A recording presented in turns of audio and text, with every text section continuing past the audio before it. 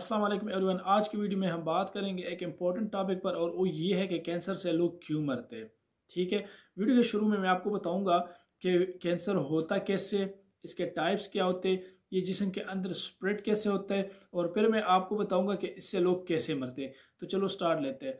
सबसे पहली बात, कैंसर होता कैसे है। असल में जो हमारा जिस्म है वो कुछ यूनिट से बना होता है जिनको हम सेल्स कहते हैं। जैसे कि आप लोगों ने देखा होगा कि कोई दीवार वगैरह होता है वो ईंटों से बना होता है या ब्लॉक से बना होता है। तो ये ईंटें और ब्लॉक उनके यूनिट्स होते हैं। उसी तरह हमारा जिस्म भी कुछ यूनिट से बना होता है जिनको हम सेल्स कहते हैं। और ये जो सेल्स होते हैं ये डिवाइड होते रहते हैं। तो जो हमारे जिस्म के अंदर पुराने सेल्स होते हैं वो मर जाते हैं और उनकी जगह नए सेल्स आते हैं। ठीक है, और जो ये नए सेल्स आते हैं ये डिवीजन के थ्रू आते हैं, मतलब पुराने सेल तकसीम होते हैं, उनसे नए सेल बनते हैं। ठीक है, अब जो डिवीजन का प्रोसेस है ये एक कंट्रोल प्रोसेस होता है। ठीक है, मतलब हमारे जिस्म के अंदर एक कंट्रोल मैकेनिज्म इसके लिए होता है।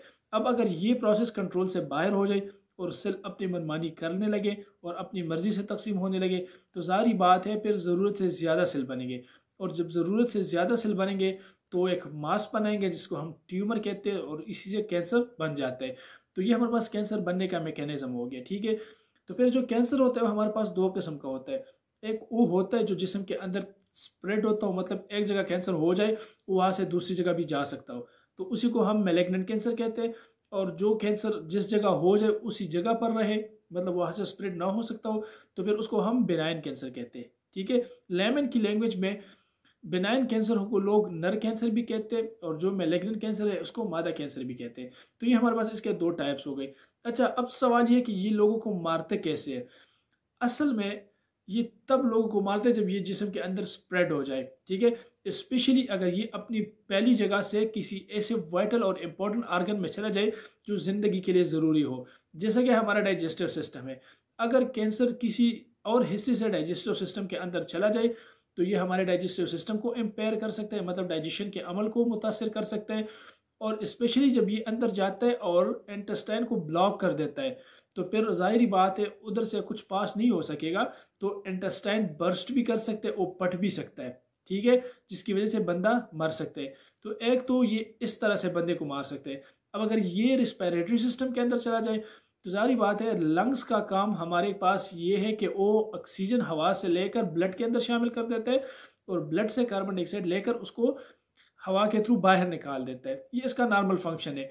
अब अगर किसी जगह से कैंसर इसमें आ जाए तो जारी बात है लंग का वो हिस्सा तो फिर काम नहीं करेगा, फेफड़ों का वो हिस्सा खराब हो जाएगा और रिस्पायरेशन का काम नहीं कर सकेगा। तो फिर बंदे के जिस्म में ऑक्सीजन की कमी आएगी जिसकी वजह से बंदा मर सकता है। ठीक है, अच्छा तीसरे नंबर पर अगर ये कैंसर किसी बंदे के बोन मैरो में चला जाए।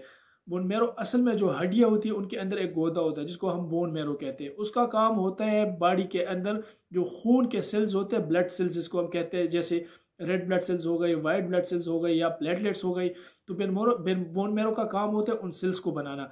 अब अगर बोन मैरो के अंदर कोई कैंसर आ जाए, ठीक है, तो सारी बात है फिर वो ये सेल नहीं बनने देंगे, फिर आरबीसी भी नहीं बनेंगे, फिर डब्ल्यूबीसी भी नहीं बनेंगे, फिर प्लेटलेट्स भी नहीं बनेंगे। तो अगर किसी के आरबीसीज नहीं बनेंगे तो उसके जिस्म में ऑक्सीजन की कमी आएगी। अगर किसी के जिस्म में डब्ल्यूबीसीज नहीं बनेंगे तो उसके जिस्म में बीमारियों के खिलाफ लड़ने की मुदाफ़ियत नहीं होगी, क्योंकि जो WBC होते हैं वाइट ब्लड सेल, ये हमारे जिस्म को एक मुदाफ़ियती निज़ाम प्रोवाइड करता है। इस पर मैंने एक अलग वीडियो बनाई, आप जाकर उसको देख सकते हो। लेकिन जो WBC है ये एक मुदाफ़ियती निज़ाम बनाते हैं। तो सारी बात है अगर ये नहीं बनेंगे तो जिस्म का मुदाफ़ियती निज़ाम कमज़ोर होगा और जिस्म के अंदर मुख्तलिफ बीमारियाँ आसानी से हो सकेगी।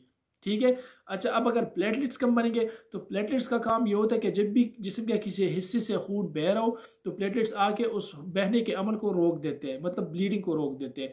तो अगर जिस्म में प्लेटलेट्स की कमी होगी तो सारी बात है फिर जब भी ब्लीडिंग होगी उसको कंट्रोल करने के लिए कोई नॉर्मल मैकेनिज्म जिस्म के अंदर नहीं होगा, कमज़ोर होगा, तो बंदा ब्लीडिंग से ही मर जाएगा।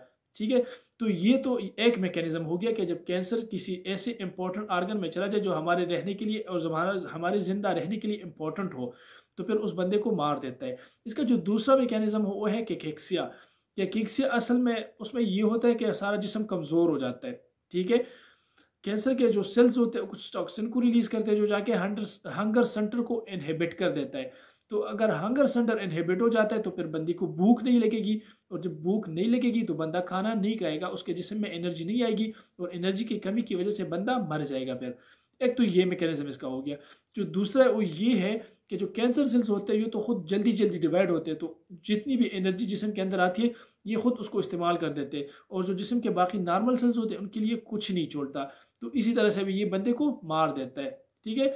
और जब इसकी वजह से पट्टे कमजोर, जैसे मैंने बता दिया शुरू में कि किक्सिया की वजह से पट्टे कमज़ोर हो जाते हैं, तो यही पट्टे तो दिल के अंदर भी होते हैं, यही रिस्पायरेशन के काम भी आते हैं। तो अगर वो पट्टे कमज़ोर हो जाए तो फिर बंदा उसकी वजह से ज़रूर मरेगा, ठीक है। तो ये हमारे पास जो मेन दो बुनियादी वजूहात है जिसकी वजह से कैंसर लोगों को मारता है। एक को हम मेटास्टेसिस कहते हैं कि जब कैंसर किसी ऐसी जगह पर चला जाए जो जिस जिंदा रहने के लिए इंपॉर्टेंट हो, तो फिर बंदा मरेगा। या अगर बंदे को केकिक्सिया इतना सीवियर हो जाए कि इसको कार्डियो रिस्पिरेटरी फेलियर हो जाए, मतलब उसका हार्ट और उसके लंग्स काम करना छोड़ दे, तब भी बंदा मरेगा कैंसर की वजह से।